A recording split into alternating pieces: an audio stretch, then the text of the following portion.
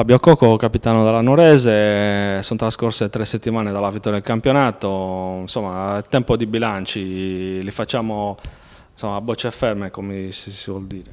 Beh sì, un bilancio sicuramente positivo perché è stata un'annata straordinaria dove magari non partivamo neanche come favoriti, eppure invece abbiamo dimostrato che lavorando sodo, con l'aiuto del mister e della società, siamo riusciti a raggiungere un traguardo che per la città di Nuoro penso sia una grossa cosa.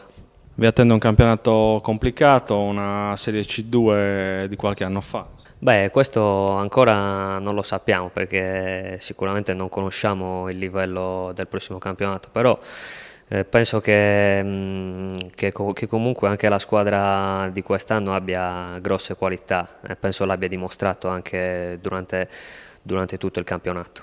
Un nucleo fondante da ritoccare che ha dimostrato insomma, di poter ambire anche a disputare un campionato di Serie D. Sì, sì, penso di sì. Poi ovviamente la società si muoverà e penso farà le scelte giuste come è successo d'altronde anche lo scorso campionato per cercare di affrontare un campionato di Serie D di buon livello. Da Nuorese, da capitano, una grossa soddisfazione aver riportato la Nuorese nel calcio che conta.